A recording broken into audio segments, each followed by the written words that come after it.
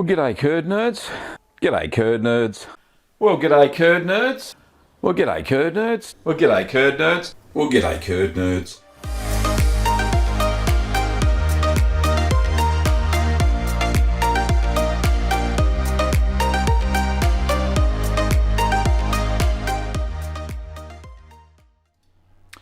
Well, g'day curd nerds. Welcome back. This is Ask the Cheeseman, episode 304. Lovely to see all of you in the chat today. Fantastic. Now,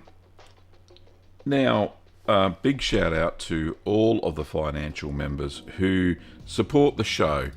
You know who you are. New people this week: RT, D Jazz, Bruce Neely, David Nelson, Evan Fitz, and Rob Tiller Dog Games. Thank you all so much for becoming members of the channel. And let's not forget all of the patrons.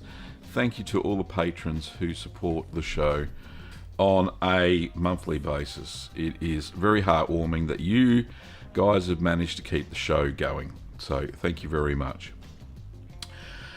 Okay, so let's say good day to a few people. There are lots of people in the chat, which is great. Welcome to Dylan, who's the first person. G'day to Shauna and to Becky, to Paul Shields and Robin. G'day, Robin. Robin's just had to pop off. Got a big gig, apparently. Let's have a look. There it is. Yeah. But Happy New Year to everybody. Kathy F. Saladin, g'day, how are both of you? We've got Eduardo, who I'm having very big troubles translating. Sorry, Eduardo, only speak English and not quick enough to do the translations via Google. Tracy at Cheese Needs and Paul, g'day Paul, lovely to see you. Who else we got there? Nina, g'day Nina, and thanks for the photos. We've also got Michael and Jenny. How are you both? Who else? Krogan Love, Tony, g'day Tony. Eduardo, of course. Mikhail, I think that's how you say it. Mikhail, there you go. And Heartish, there you go. So, welcome to everybody who's on the stream. Let me just check. Without further ado, I'm supposed to better announce myself. I'm Gavin Weber, and I'm the host and Chief Curd Nerd, and I will be attempting to answer your home cheese making questions. And today, hopefully there are lots of questions because it's been, the Christmas break. Not many people have sent in photos for the gallery. In fact, I have two photos for the gallery today, so it's going to be very short. So what I need from all the curd nerds in the chat today and everybody watching, jump onto the YouTube app and leave a cheese making question, or it's going to be a very short show today. So and when you do post a question in the chat, put 3 Qs, so 3-letter Qs, so I know it's a question and I'll be able to find it easier.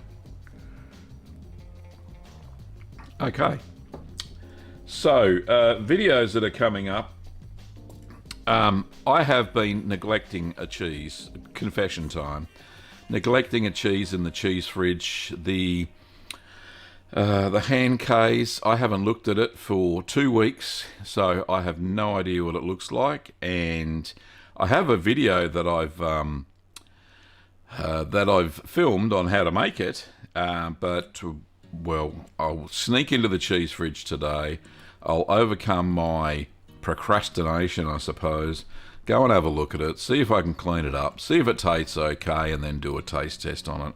So, yes, I have been neglecting my cheese, and that's a sad state of affairs, especially when it takes so much time to make the little things. As far as the upcoming cheeses, I've been working on my Trello board. Let me just show you that, which is my video production board and cheese making board. And you can see all of the upcoming stuff. So, as I said, hand Ks, but I don't know if it looks like that. I better go and check the cheese fridge. Triple Udder Blue. We've got Buffalo de Blue coming up soon. We've got Colonia, Revolution, Abors. We've got Baby Swiss, Dry Jack, Goat's Cheddar. We've got Comté. Shauna sent me a recipe, so thank you, Shauna. That has been successful for her. So that should be good. Now I'm just working with Dan on recipes for the Emaruli, just waiting for him to get back to me with his latest iteration, which is a Georgian cheese. So that should be fun. Burrata, I reckon I've got a recipe for that. Figured it out. I've also got a recipe for Epois. I think that Kevin sent me a recipe for it. Not sure if he's in the chat, but I have that. And I've got a funny one I hope that I'll get done this year. Zombie Apocalypse. So there's quite a few in the pipeline. I just need to pull my finger out and actually start making cheese, which is always the case, isn't it? So I dare say everybody else over the weekend, over the last few weeks, probably haven't made as much cheese as they normally would. And that's fine. You're allowed to take a break. It's no big deal. We don't have to keep up production. It's just for family and friends, unless you're making it as a business, of course. Okay, we have some questions. There was a question from Eduardo in, I assume it's Spanish. He would like a link to the cream cheese recipe. It's not in Spanish, but I do have one. Let me just cue that up and grab the link for it. So cream cheese, just go to the page. Now there's a couple of versions that I made.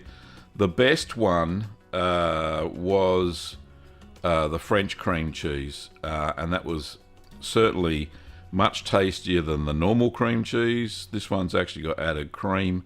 So let's just share that, copy it, and pop it in the chat for Eduardo. There we go. So use that recipe, Eduardo. This one works, but this one here, the French cream cheese, is so much more delicious.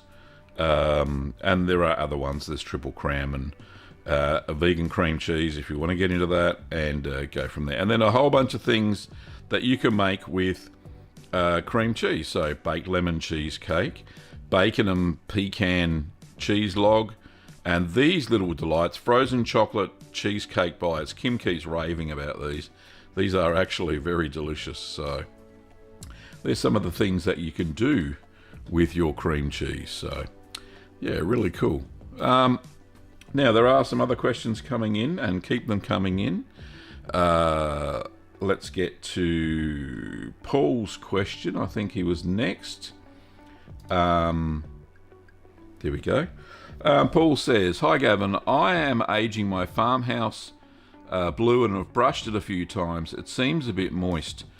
Should I take it out and dry it? I have used paper towel as well. Looking for advice. Thanks." Paul, yes. Yeah, allow it to dry and reduce the humidity in the ripening box as well. So you could dry it on the, it's probably pretty cool over there. So yeah, dry it in the kitchen, air dry it, let it dry out a bit. If it's a bit moist, that will cause the Penicillium roqueforti to start to go brown sort of colour. And if it's too moist, you get this slimy coating on the outside, which is not very nice. We have introduced Penicillium roqueforti into the cheese, so it's kind of expected. So yeah, let it dry out a bit, and then just keep brushing it, and you should be good to go. Can't be too many more months to go for maturation, so hopefully it turns out okay. Kathy says, "I made a Yorkshire this week. My Wensleydale I'm eating now turned out great. It's a slow process, but worth it." Indeed, Wensleydale is a slow process to make. Over 2 hours after you've stirred, you stir the curd for about an hour, then when you drain the curds, you actually have to crumble up the slab of curds a few times over 2 hours to get it to dry out. But once it's done and matured, it is a delightful cheese. I'm glad I actually took the time to make Wensleydale. So if you haven't, and you've got a weekend, a slow weekend, then do yourself a favour and go make some Wensleydale. It is lovely. Shauna says, I've made a raclette in a fancy deep pattern mould. It is impossible to wash and get the mould out of the grooves. Do I just let it go to maturity and cut off the mould, or do I scrape it now? Okay. Now, seeing it's a washed rind cheese, then probably keep washing it. I don't think that the mould's going to get too out of control. The red smear should start to happen soon if it hasn't already. I wouldn't scrape it. I know that I know the fancy mould you're talking about. It's a Manchego mould, Manchego or a Boar's style mould, and when a washed rind cheese should be smooth, unfortunately. So that's probably that's going to cause you a few issues. But yeah, look, just wash it. And as you know, Sean, I think you made raclette before that. You put a bit of the washing liquid on the cheese and then just wash it over with your hands. And because it's very moist, you'll find that some of the moulds won't even grow, or they won't grow very fast because you've kept the surface of the cheese very moist. So, hope that helps, Shauna. Tracy says, it's minus 39 Celsius. Goodness me. Or minus 38 Fahrenheit. Oh, it's where the two temperature... what are they called? Oh, goodness me. Anyway, the two temperatures meet, Celsius and Fahrenheit. Here in British Columbia in Canada, tell me how warm you are there so I can live vicariously. The goats are not happy. I bet they are. Let's have a look. What does the temperature gauge say? 15 degrees Celsius. So it's not that hot. We did have 35 the other day. Celsius, that is. So what's that in Fahrenheit? About 96 Fahrenheit. Anyway. So it's warmer than where you are in Prince George, Tracy. So sorry about that. But, you're the one that loves the snow. I think you get too much snow for your money, that's for sure. Anyway, Davo says, and welcome, Davo. I can vouch for the French cream cheese. It makes an outstanding cheesecake. Indeed, it does. The lemon cheesecake that I made was just spectacular. So, very cool. Saladin has a question. Says, I would like to make a camembert without salt. Is it possible to do? If yes, how? Unfortunately, it is not possible to do without salt. The vast majority of cheeses, except some soft cheeses, need salt to help them mature. The salt is not only a preservative, it also inhibits some of the lactic bacteria growth within the cheese so that it doesn't taste rancid and really acidic. So salt is absolutely essential to make camembert or most cheeses. So unfortunately you cannot. Sorry, Saladin. Bar B, and welcome Bar B, has a question and says, I made a Parmesan back in November 2022. It's been vac packed for over a year. It has now started to leak whey. Any idea why it would start now after a full year? You'll probably find that in the vacuum packing it would probably be probably just oil, and that's probably what it is. It's probably not whey. If you have a look, and you could probably take it out of the bag now for sure. It's been over a year now. So yeah, take it out of the bag and wipe it down. You'll probably find it's oil, not whey. It should be very dry if you went about making it correctly, which I dare say you have. So Barb, I think that's what's going on. Anyway, there's the Curd Nerd Light, first one for the day. And thank you, Barb. I hope I answered your question. And the curd, for those who don't know and new to the channel, then the Curd Nerd light goes off when somebody does a super chat. And the super chat is from Tracy. Thank you, Tracy. $13.99 Canadian, because you brighten our day, Gav. Thank you so much. You make my day, Tracy. Thank you so much for that kind super chat. And throwing a few bucks my way so this old bloke can keep making cheese. Okay. Oh, and Tracy has a great idea for Shauna as well. You can wash it with a dedicated toothbrush to get into the grooves. There you go. Perfect solution. Wish I had a thought of that. The old toothbrush in the grooves trick. All right. Thank you, Tracy. Appreciate it. Should get you on here as a co-answerer of questions. Maybe we should do a live stream with just me over here and you over here, and we'd do it together. That would be cool.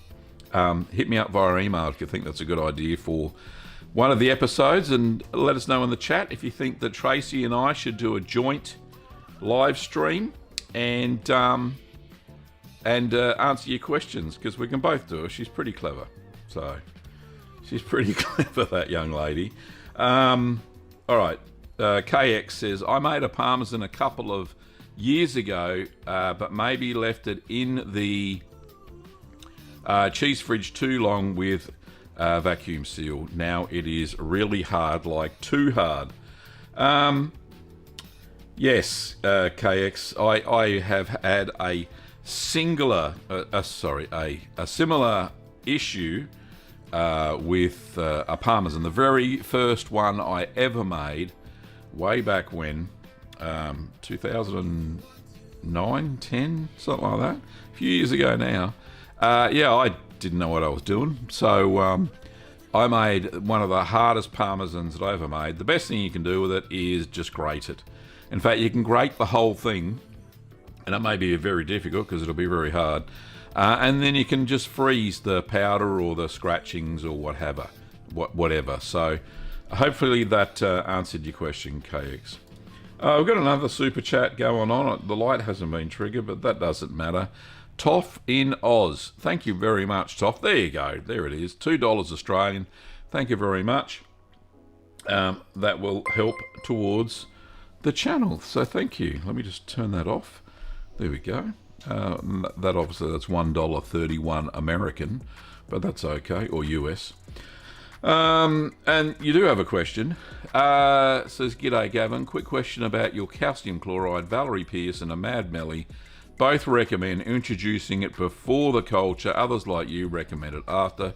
Doesn't matter. Regards, Toff in Oz.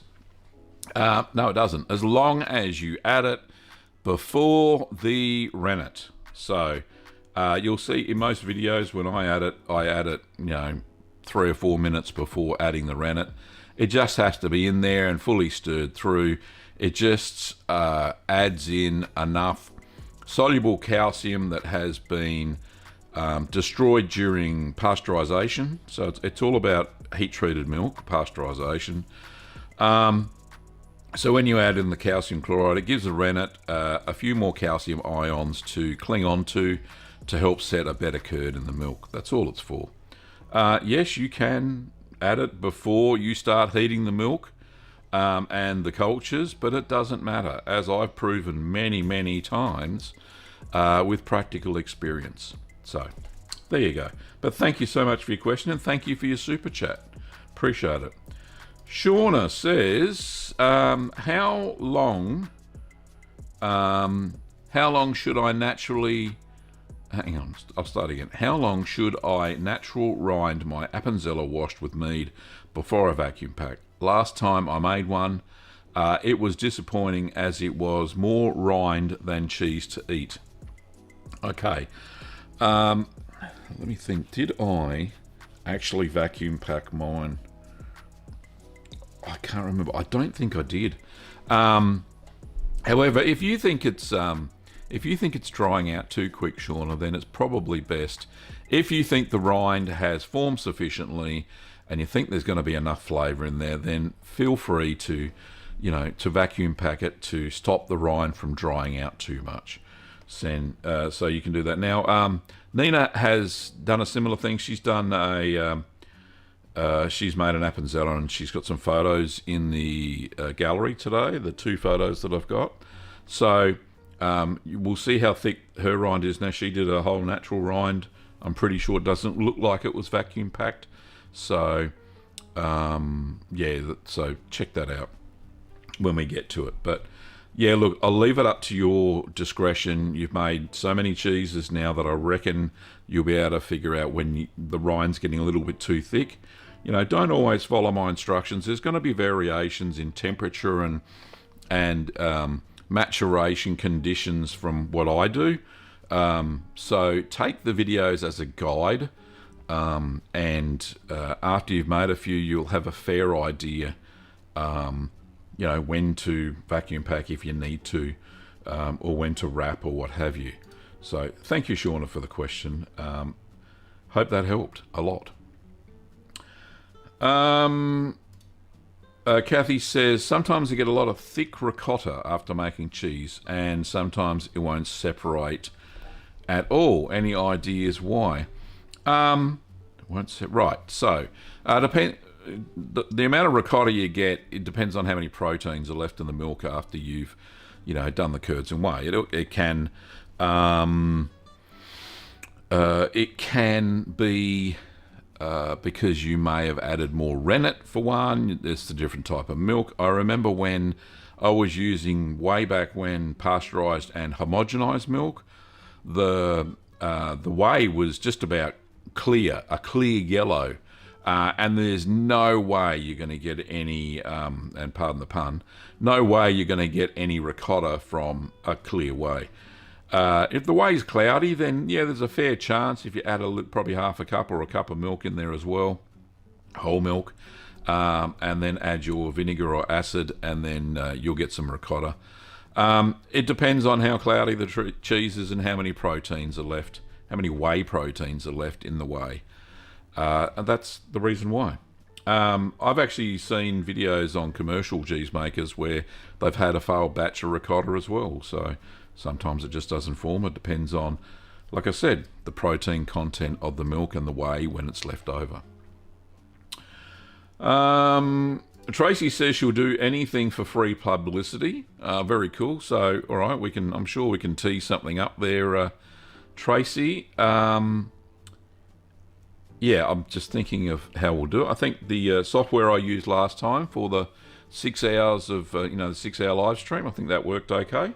And we should be able to get something going there.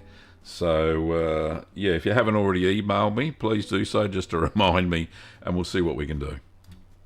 Anyway, Kathy says, at one time I made a small parmesan. It got so hard, I put it in the food processor, turned it on, and it blew a hole in the food processor bucket and flew into my abdomen. I felt like I got punched. That's a lesson to be learned there, Kathy. I think I thought about doing that with my very first rock hard parmesan, and thought against it because I thought something like that may happen. I hand grated it, and it took a long time, about an hour, to grate the rock hard parmesan into a powdered form. And and then store it in little bags in the freezer. It was very similar to that,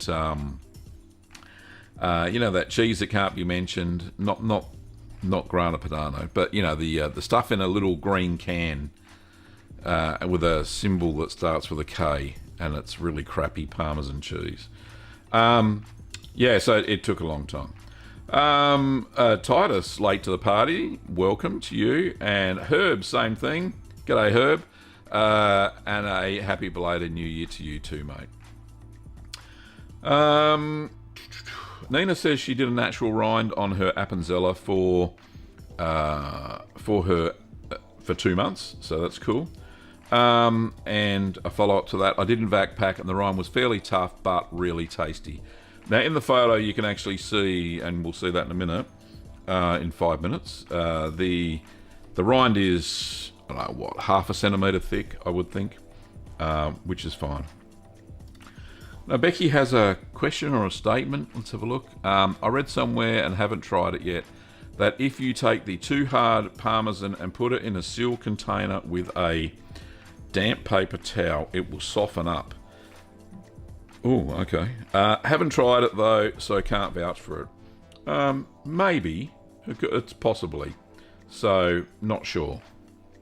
I can't vouch for that either because I've never tried it.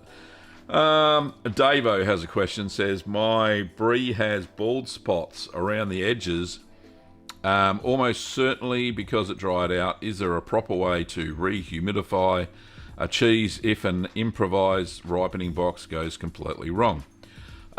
If you think the humidity isn't high enough in the ripening box, then put a damp, either a damp piece of paper towel or a damp piece of chucks in the bottom, and underneath the cheese mat, and get the humidity up.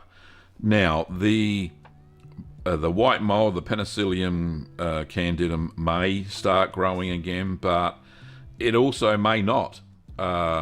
So give it a go for another 2 weeks at the higher temperature, and if all goes to custard, then just wrap it and put it into the kitchen fridge for the final part of the maturation. And hopefully that answers your question, Davo. Thank you to Paul for another super chat. Thank you, Paul.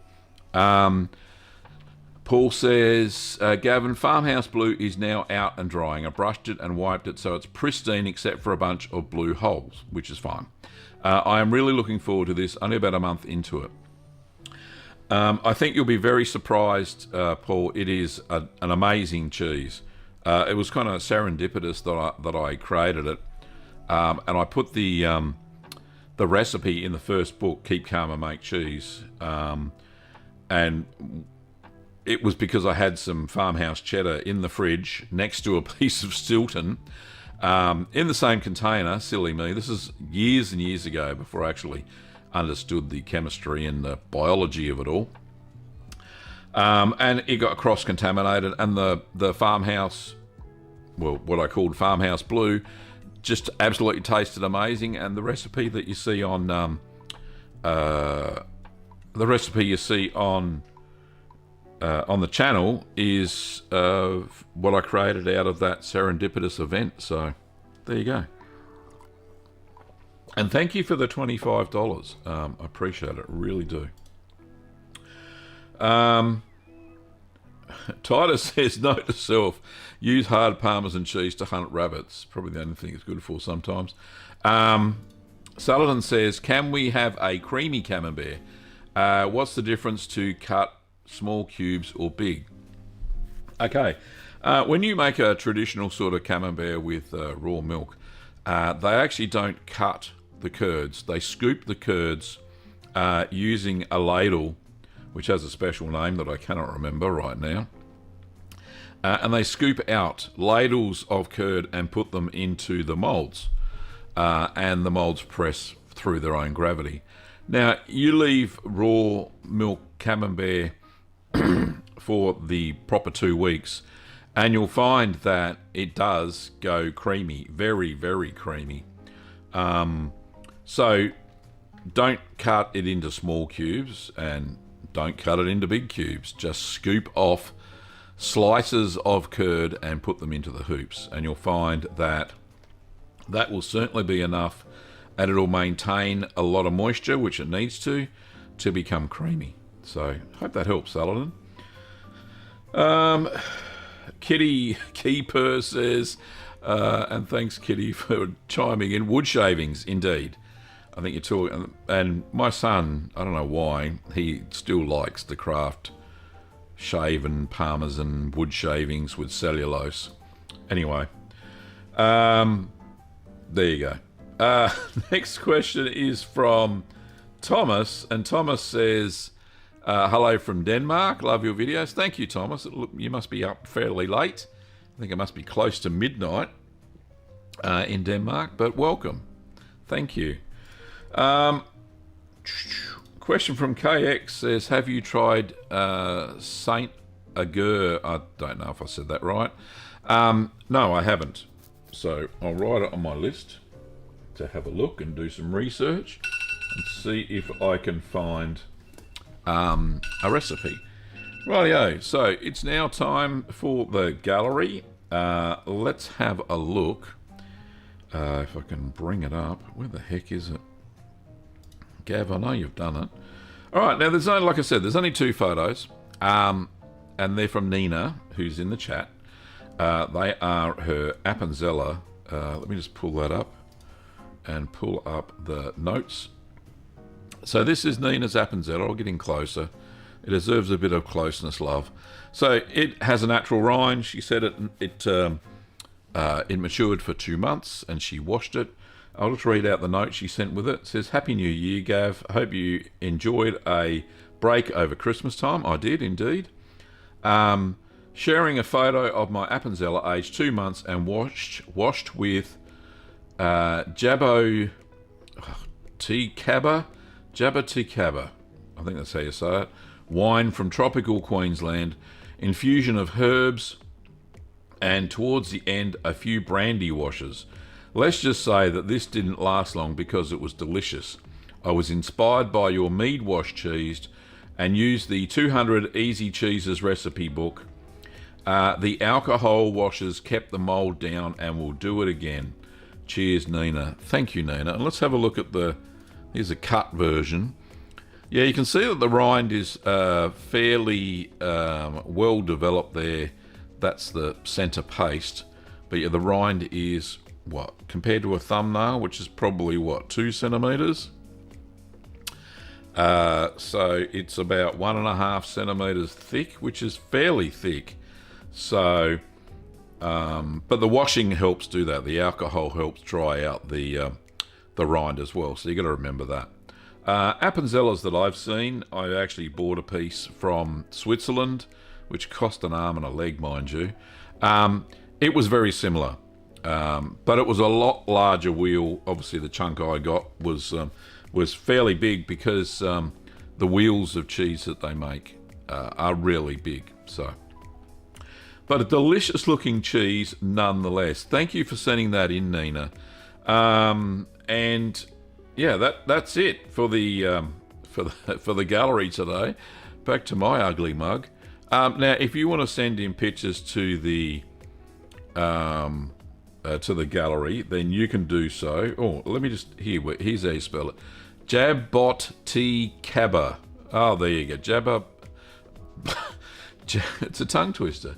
Jabbot Tea Cabba wine. Thank you, Nina. Yeah, my pronunciation of anything is highly suspicious. Anyway, right. So back to the topic. So yeah, how to send in photos. Right, let's do that. So we go to the channel page. Oh, Gav, take charge of yourself. Right, there we go. So we go to the channel page, and you want to find the email address, and you click on this bit. Do you want to become a curd nerd? Blah blah blah. And you click on that and this pops up. And then down here in channel details, view email address, click on that. You have to be logged into your account that you log into YouTube. And then send me some photos. It would be absolutely fantastic if you could send me photos for the gallery. Please do. It won't be much of a gallery session if you don't. So please send them in, or I'll start showing all my photos again. How's that sound? Yeah, very cool. So send them in. I would love it.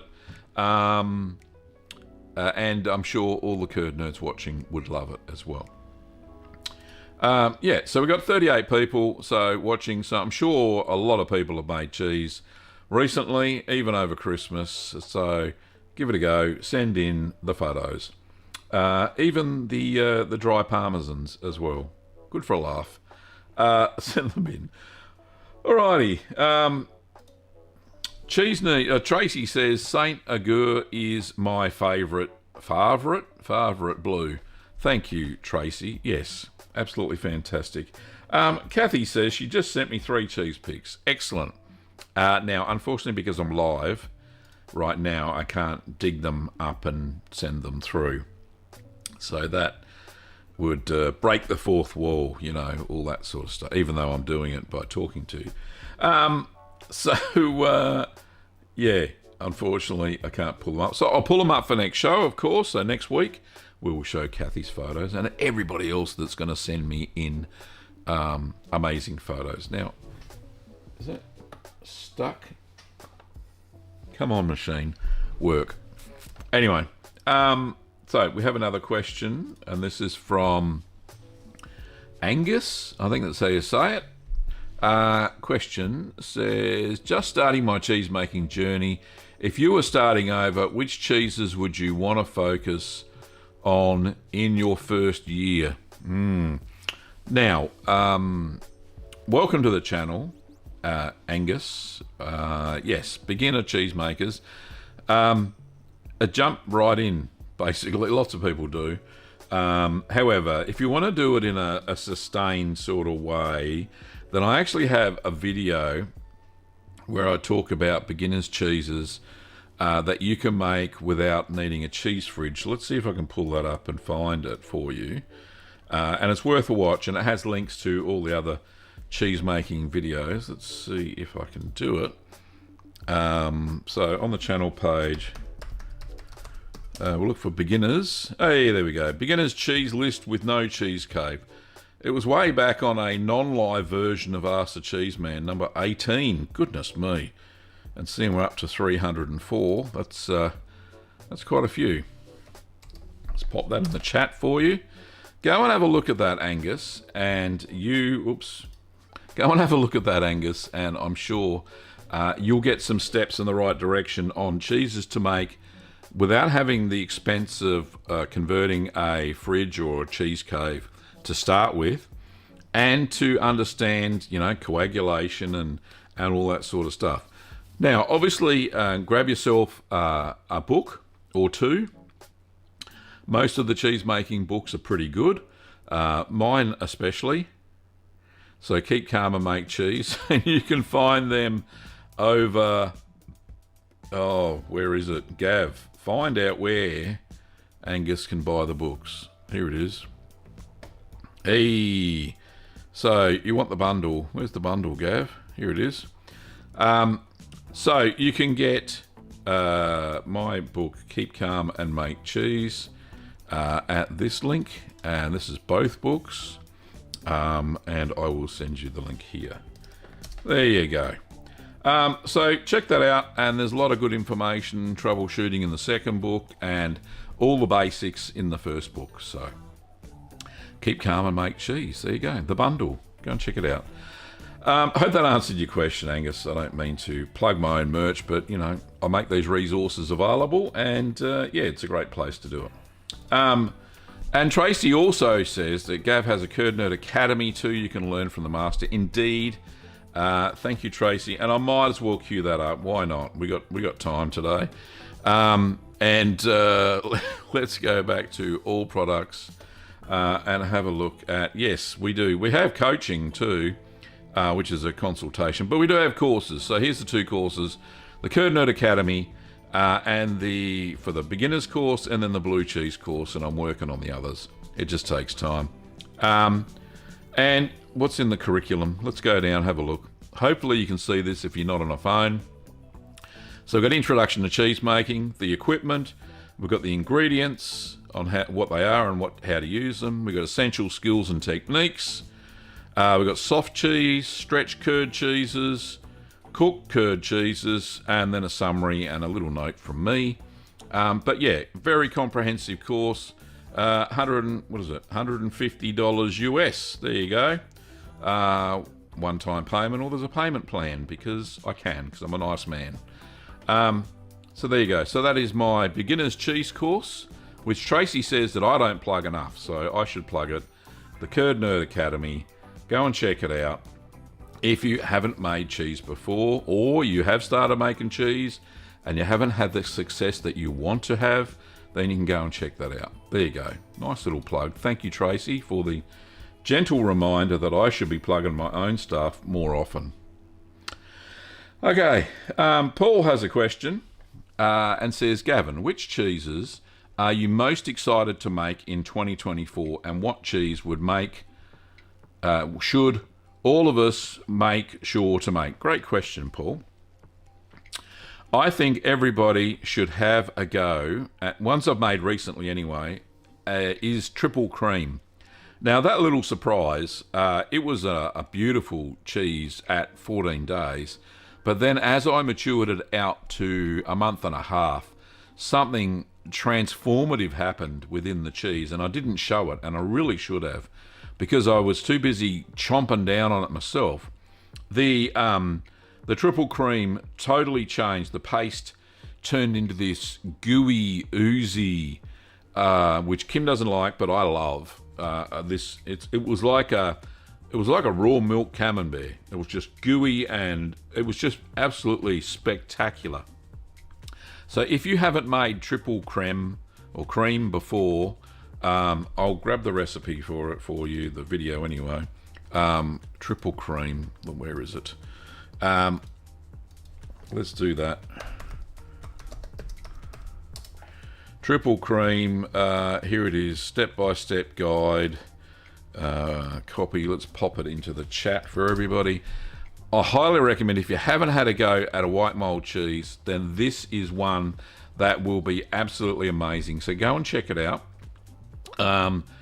It is spectacular. So triple creme, go and check it out. So that's what I urge everybody to make if they haven't already made it, because it was just divine. I don't know. It was so easy to make, and it was really, really good. So now, what am I most excited to make this year? Like I said, there's a myriad of cheeses. Let me just bring up the Trello board again so I don't forget. Trello board. Here we go. Patricia, who gave me the idea for the triple udder blue. So this is a 3 milk cheese. So it's cow's milk. She used sheep's milk and buffalo milk to come up, and that's why she called it, well, I think her husband called it triple udder blue, which is a great name. So, you know, a combined milk cheese sounds very exciting, as does the blue buffalo cheese, because I know that the buffalo milk that I get up the road from our Indian grocer is just spectacular. So that seems like fun. Another one, burrata, sounds like a lot of fun. I have seen a video that Fred, or Shay's Fred, has produced on how to make burrata. And he did a spectacular job of that over on his channel in French, but it has translations, so I think I'll be able to crack that because I've got the code for a pretty good stretchy curd now. And I'm looking forward to reblochon. A bit daunting. I tried to make it once before, which I never released a video for because it turned out pretty crappy. Reblochon sounds like a very interesting cheese. It's a washed rind cheese, and as you can see there, the real deal is very gooey. It's a very gooey cheese, and I love a good gooey cheese. So I'm really looking forward to that cheese in 2024. But great question. Thank you, Paul. Really appreciate it.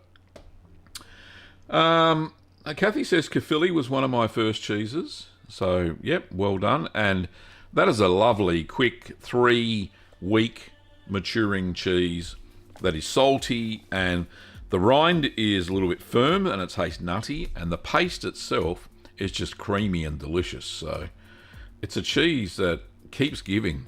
It's a lovely cheese.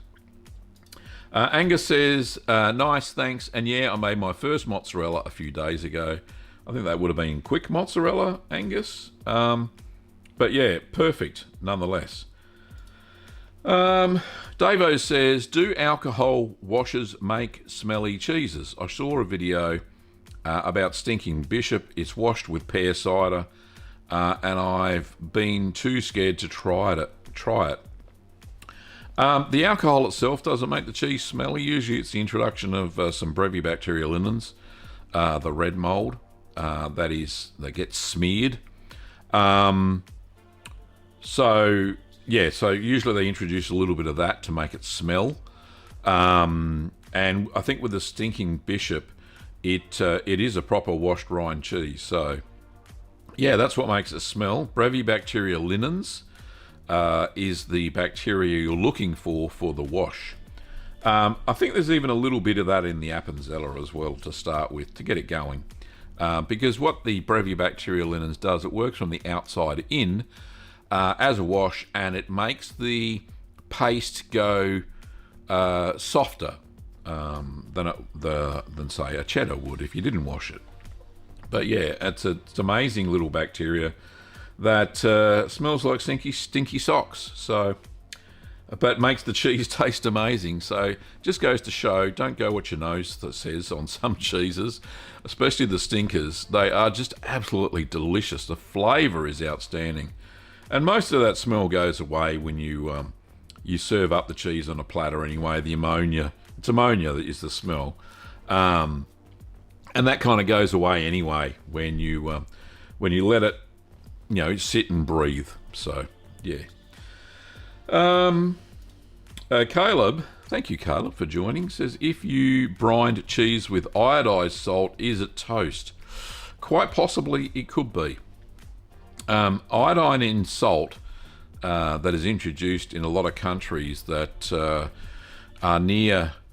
They put it in the salt because it's a great way to get iodine into people to help with radiation, would you believe? It's one of the reasons. The iodine kills bacteria, right? So it also kills the lactic bacteria in cheeses that are introduced. And yeah, possibly at such a young age, when it's brine, it's probably only a day old. You want the lactic bacteria to keep doing their thing, but if you've introduced iodine into the mix, then it probably will not. They probably will not replicate and break down and all that sort of stuff. So maybe a bit a bit of a problem, but you can mature it out and see what happens. Really, I could be totally wrong, but I don't think I am, because science is on my side. Joseph says, hi Gavin, Happy New Year. Happy New Year to you, Joseph. I was wondering, are you a fan of Wallace and Gromit? After all, they proved the moon is made of cheeses. Yes, indeed, a massive fan of Wallace and Gromit. I love watching it from Aardman Studios. In fact, can I get it down and show you on screen? I got this photo from David, who's a fan of the show. Excuse me for a second, seeing my belly. Oh, this is up on my wall. Hang on, here we go. This is, without getting too glary, oops, that side. Wallace and Gromit. So David sent me a photo. He made some, can I stop that from being glare? No, I can't. Not reflective glass. So David sent me a photo of Wallace and Gromit. He works with Aardman Studios on some projects, and they got this in their foyer at the studio for Christmas time. And on Wallace's knee is some Wensleydale that David made from my recipe. So Kim blew this up on photo paper, and I proudly have it sitting on my wall here in the studio. So, in fact, I've got a studio tour. And I'll just put this down so I don't break it. I've got a studio tour video coming up on my other channel, Gavin and Kim, which it actually shows the picture where it's mounted on the wall. But there you go. So that's Wallace and Gromit. Yes, I'm a big fan. Thank you, Joseph. Jennifer says, and hello, Jennifer. Welcome to the channel for this year. Have I made Limburger? Yes, I have. It's a damn fine cheese. I may not have washed it enough. Some people have told me that in comments, but you know how YouTube comments go. I thought it was perfect. It was very stinky. Let's have a look. I'm pretty sure I've got a copy of it on the channel. It'll be alright if I tapped in the search box, wouldn't it? Limb. Let's look for limbs. No, that didn't work.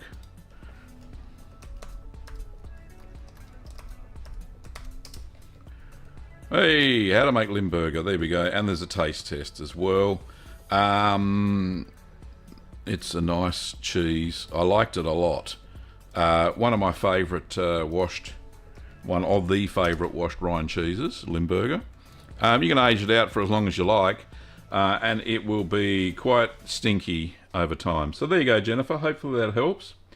RTD Jazz says, my raw milk camembert was fantastic. I will include pics for your next show. Please do. Remind us all for the 1 millionth time how to submit pics. Thanks, Gavin. Yes, once again, here we go.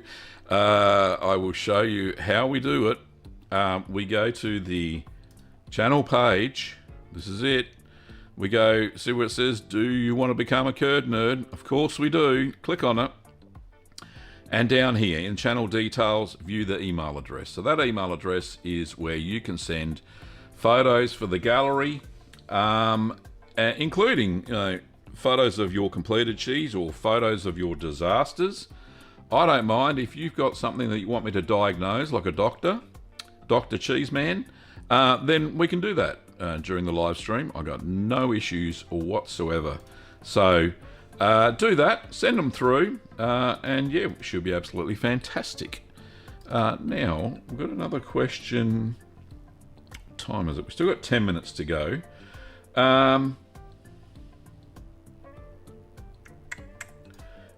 Tracy says, the cheese you brined with iodized salt, you can cut into 1-inch cubes and treat it like feta. Eat it young with lots of salt. There you go. There's a tip on how to rescue your iodized cheese, your iodized brine cheese. There you go. Thank you, Tracy. Appreciate it. Paul says, I was hoping to make my 3-kilogram parmesan soon. Will 2 layers of cloth banding be enough? Any downsides on an extra layer? With long aging time, I'm worried. Sorry, will 2 layers of cloth banding be enough for parmesan? I'm trying to understand, Paul, what you're talking about there.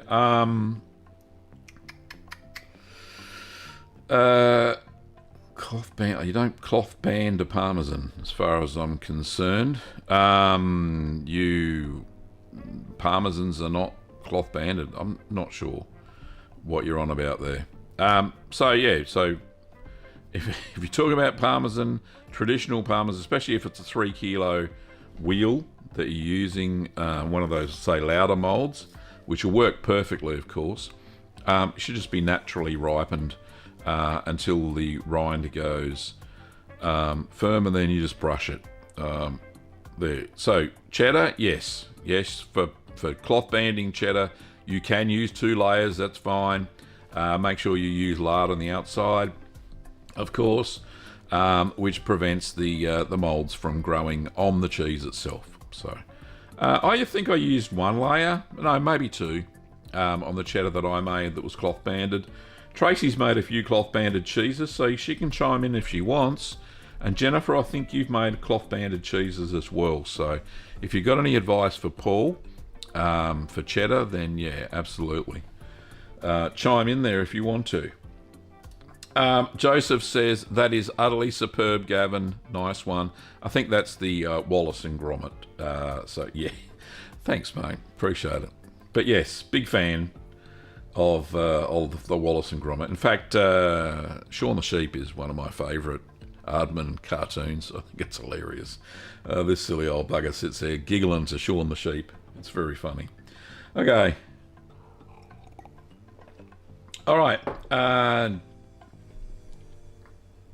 Jennifer says, Paul, I'm in the middle of bandaging a series of parmesans. At least that's the plan. I'll do 3 to 4 layers of cloth. I'm a rebel. Tracy says 2 to 3 layers of cloth banding are great. Excellent. Okay, so that looks like it's all of the questions for today. Unless you got anything that's burning. Absolutely. I'm just going back in the chat, make sure I haven't missed any. I don't think I have.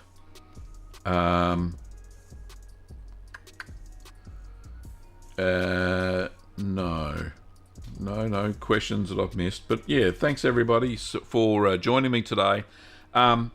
send those photos in. I'll make sure there's enough space in my inbox to receive all of the amazing photos. I'd love to have a big gallery next week. That would be absolutely fantastic.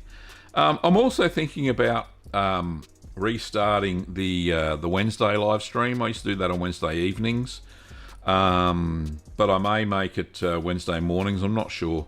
I'll figure it out. I'll have a chat to Kim, talk about fitting it into our schedule. I'd love to do another show every week because, you know, I enjoy doing this one.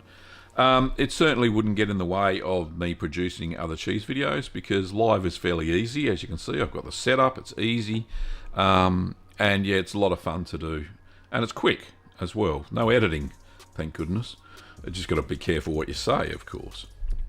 Anyway, have a fantastic week, everybody. Make it a cheesy week, of course. We've already talked about the courses that you can do.